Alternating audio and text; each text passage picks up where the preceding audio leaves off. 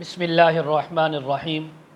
خواب میں ژالہ باری یعنی اولے دیکھنا، خواب میں آسمان سے اولے برستے ہوئے دیکھنا، خواب میں تھوڑی مقدار میں اولے دیکھنا، خواب میں زیادہ مقدار کے اندر اولے برستے ہوئے دیکھنا، خواب میں موسم یعنی بارش کے موسم میں اولے دیکھنا، خواب میں بے موسم اولے اور ژالہ باری دیکھنا، خواب میں اپنے گھر یا شہر کے اندر ژالہ باری اولے یعنی برستے ہوئے دیکھنا، اسی کے متعلق تمام تعبیریں آج اس ویڈیو میں بیان ہوں گی۔ ویڈیو کو آپ نے مکمل دیکھنا ہے، ہمارے چینل کو سبسکرائب کرنا ہے۔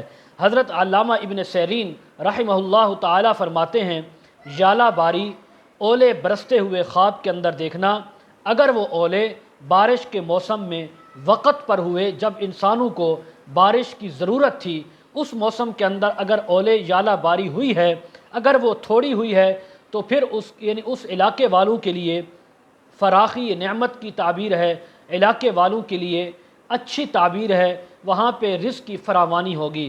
اگر ژالہ باری زیادہ دیکھی ہے تو پھر اللہ کی طرف سے عذاب اور آزمائش آنے کی تعبیر ہے۔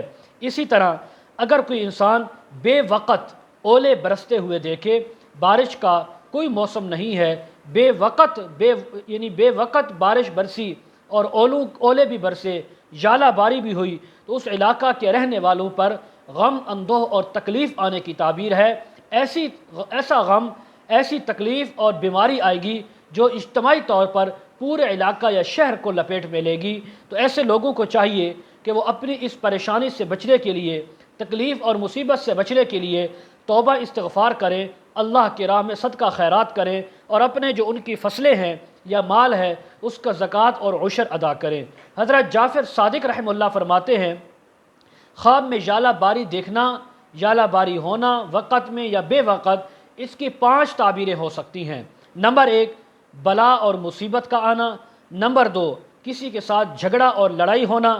نمبر 3، کسی لشکر کا اس شہر والوں پر حملہ کرنا، ان پر غالب آ جانا۔